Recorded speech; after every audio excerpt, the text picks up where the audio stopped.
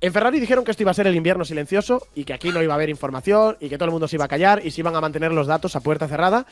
Y yo lo único que escucho es más cosas y más cosas y más cosas de Ferrari de este año 2026.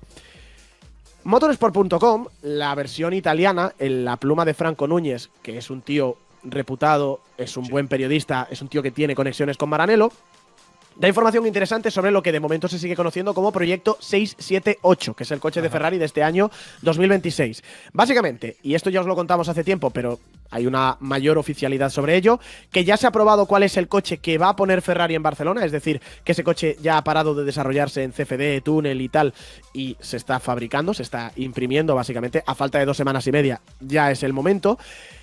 Que solo vamos a ver la configuración real del coche en los test de Bahrein, estos son los titulares, ahora lo desarrollamos, y que el motor, dicen ellos, dicen desde Italia, es un motor con una culata de acero en lugar de la tradicional de aluminio que se suele meter en Fórmula 1 y que no sé si van a meter el resto de equipos este año. Vamos paso por paso.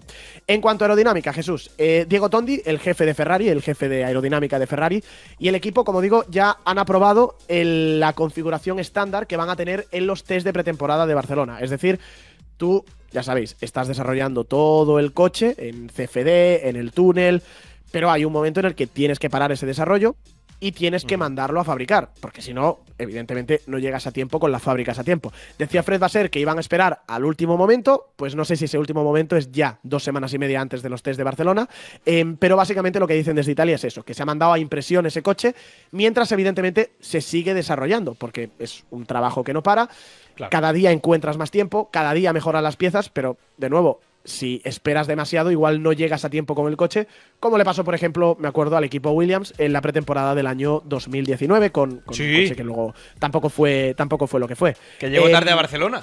Sí, señor, el primer día no estaban. Y de hecho Lotus creo que el primer día tampoco del año 2015 tampoco estaba con el coche a tiempo, porque no habían conseguido aún ajustar el motor Mercedes al chasis.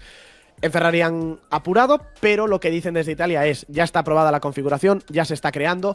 Es una configuración base y es una configuración que veremos en Barcelona para probar sistemas.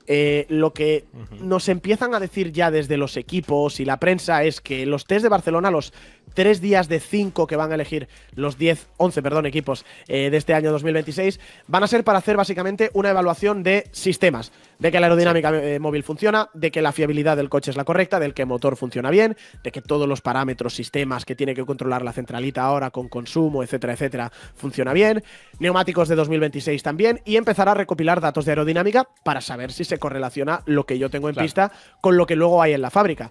Pero no hay rendimiento, Jesús. Lo único que se va a hacer en Barcelona es que el coche se mueva, que esté vivo, que no se rompa. Para eso luego tienes Bahrein 1 y Bahrein 2. Bien, lo que dicen en Italia, y no sé si es lo que va a hacer Ferrari o incluso lo que van a hacer todos, es que hasta el último día del segundo test de Bahrein, hasta el último día de Bahrein, no vamos a ver la configuración final aerodinámica del Ferrari con los pontones, alerones, geometrías, todo lo que van a montar en el coche de este año. Es decir, el trabajo que se está haciendo ahora mientras el coche ya se ha producido una primera versión para los test. Dicen que no va a ser un cambio radical, que no va a ser un 678A el que tengamos en Barcelona, Bahrein 1 y un 678B el que tengamos al final de los test, pero que sí que va a haber modificaciones y que ese coche tendría que ser luego el que se mande a Australia, que Jesús es 1 semana y media después. O sea, para mí tendría sentido que sea el de Bahrein final el que veamos en Australia. Seguramente. Si no es el mismo, será muy, muy, muy parecido. Aquí se me viene a la cabeza lo que pasó en la pretemporada de 2022, cuando Mercedes fue a Barcelona con un coche y fue a Bahrein con otro. Es que eso fue acojonante. Acuérdate, cuando llegó a Barcelona, ¿no? El coche era normal, por así decirlo, con y pontones. Llegó a Bahrein y dijeron, no tenemos pontones. Pues aquí puede pasar algo parecido. Me gusta mucho el aporte, Jesús. Está muy bien tirado y yo creo que es una de las cosas que podemos ver este año. La aerodinámica sigue siendo importante, el tema de la aerodinámica móvil también. No sé si te estás dando cuenta, tío, de que otros años a estas fechas, vale que también era un reglamento que estaba ya muy manido, ¿no? Sí, que ya todo el mundo tenía muy por la mano. Pero no te enseñaban el coche, pero te enseñaban un poquito de fibra de carbono, una cosita de un aletín, una silueta, a lo mejor escondían. No he visto nada. Nada de carrocería de ningún coche este año. Es verdad, ¿eh? Todo el mundo tiene un secretismo.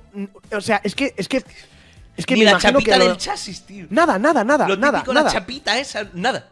Nada, ni una sola foto, seguramente porque no han dejado a nadie entrar, incluso para hacer esa foto de la chapita, pero se está guardando todo con un hermetismo, porque claro, es que ahora mismo, con el tema de la aerodinámica móvil, el nuevo reglamento, es que no sabemos cuál es la forma de las pletinas de los alerones, de los flaps. Es que a lo mejor nosotros no vemos nada, pero saca el pin, me lo invento, una foto de una pletina del alerón delantero con una forma cuadrada y dicen en Mercedes, adiós, nosotros lo tenemos redondo o hexagonal. Lo estoy exagerando mucho, pero que cada mínimo detalle se está guardando con muchísimo secretismo este año. Sí. Y de hecho hay un tema, a ver, es una tontería, pero tengo entendido que en el alerón delantero, el tema de que se va a abrir como un DRS, como el trasero, Sí. ¿no? Casi todos los equipos lo van a hacer con un actuador en medio, Sí. pero puede que haya alguno que lo haga con dos. Claro. En vez de hacerlo en medio, que lo haga con dos. Y eso pues tiene una implicación aerodinámica o no, o actúa de una manera diferente, ¿no? Pero va a haber, como se trata de un reglamento nuevo, va a haber conceptos diferentes y va a haber que estar muy atento en esta pretemporada. En lo que podamos ver y en lo que no podamos ver, porque seguimos todavía esperando el tema de la relación de compresión, que alguien hable, ya sabéis, límite 1.16, dicen que Mercedes y Red Bull Powertrains puede llegar a un límite de 1.18, y en tema de motores también hay información de Franco Núñez, de Motorsport Italia, Jesús, que habla de que Ferrari se ha comprometido a hacer finalmente ese proyecto de culata de acero aleado. Aquí nos vamos a poner un pelín técnico, no os preocupéis, os lo explico todos. Normalmente suele ser aluminio, la aleación o el metal que se utiliza para las culatas de los coches de Fórmula 1 por principalmente ligereza. Luego además también hay un componente de disipación de calor que hace que a lo mejor pueda rodar pues con un poquito menos de refrigeración, porque el propio metal te disipa más el calor que el acero aleado. En Ferrari estaban trabajando, dicen, en Motorsport Italia en dos proyectos paralelos, uno de la culata de acero y otro el de la culata de aluminio. Finalmente optan, dicen Franco Núñez, por esa culata de acero aleado. ¿Cuál es la ventaja? Principalmente la ventaja es que el acero aleado tiene mayor resistencia a temperaturas y a presiones más altas, y eso puede ser clave en este reglamento en el que llegamos al 1.16 y la necesidad de encontrar pues cada caballo extra que puedas en la parte de combustión interna, en la parte del motor de combustión interna. ¿Cuál es la gran desventaja del acero aleado? Más allá del tema de la disipación de calor, que yo imagino quizá puede obligar a Ferrari a ir un pelín más abierto de refrigeración, pues la desventaja es el peso, que es una aleación que pesa más que el aluminio, aunque evidentemente te da más resistencia y es además más barata y es más fácil de reparar. Además, sobre todo yo creo que el tema de la resistencia a la presión y a la temperatura es lo que tiene que haber hecho que Ferrari, si esto es finalmente cierto, se haya decidido por esa culata de acero, sin saber qué han hecho en Honda, en Audi, en Red Bull, que a lo mejor también han tirado por el mismo camino.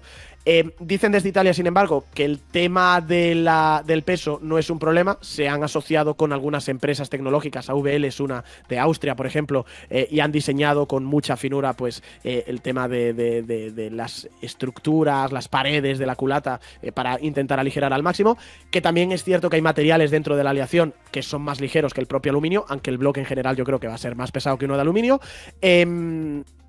Y básicamente eso, que Ferrari tira por esta vía, que no es la convencional en Fórmula 1 porque suele ser aluminio lo que se usa para la culata del motor. Pero Jesús, tampoco puedo decir han encontrado algo, han hecho algo diferente, porque no sé qué ha hecho Honda, no sé qué ha hecho Audi, no sé qué ha hecho Red Bull Powertrains, no sé qué ha hecho Mercedes. Y que de Ferrari se dice de todo. O sea, Ya se está, dice ya está. absolutamente de todo.